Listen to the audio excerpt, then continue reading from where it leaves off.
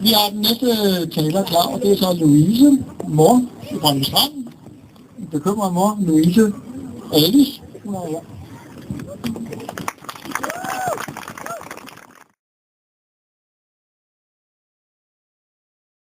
I hører mig? Det er godt.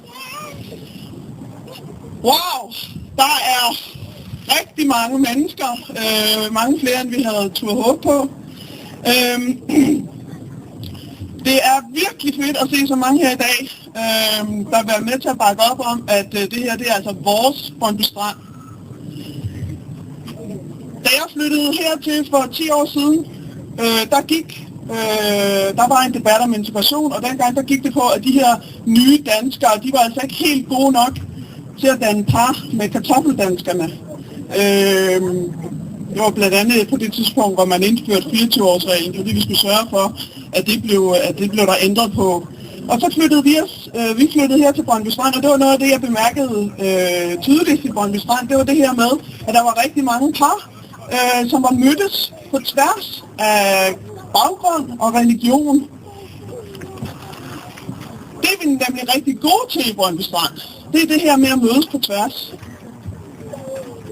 Nu har politikerne så fundet ud af, at når disse par de så får børn, jamen så er barnet jo et barn med en forældre med en anden etnisk afstamning end dansk. Wow!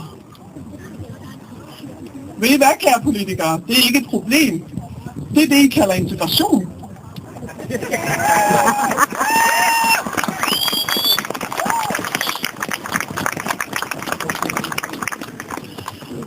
I de sidste par uger har Brøndby Strand været endnu en gang i mediernes søgelys, og endnu en gang tages den grå pensel frem, når man skal beskrive området. Det startede med, at der var røster, der for allerhøjeste stadig ville problematisere, at der var for mange fremmede i 2660. På valentinsaften gik det så helt galt. Og vi var rigtig mange, der blev gale over at være blevet genstand for den her invasion af hadske flyers. Mange følte sig kede og vrede og bange. Men det trøster alligevel, at alle lokale, og jeg har seriøst ikke mødt en eneste, som har syntes, det her var fedt og sjovt eller underholdet på nogen måde. Alle lokale var enige om, at det var simpelthen for galt. Alle var enige om, at det var langt over stregen, og i chok over, at nogen kunne finde på at bilde sig ind og komme her og true nogen fremmede med deportering og det der er værre. For hvem er de fremmede, som man er så ivrig efter at sende hjem? Er det folkeskolelæreren med arabisk baggrund? Er det pædagogen med syrisk baggrund? Er det naboen, der kommer med kager? Er det den smilende butiksindehaver, som gider holde åbne, når alle andre har lukket? Er det mine børn? Er det jeres børn? Vi vil ikke finde os i, at nogen skal komme og dele os op.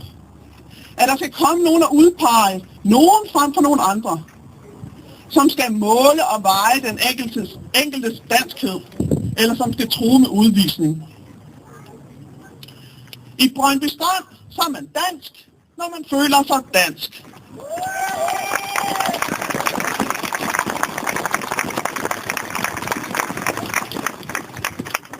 Når jeg ser rundt i Brøndby Strand, så ser jeg ikke nogen fremmede. Jeg ser naboer, og ved I hvad? De skal ingen vegne. Tak skal I have.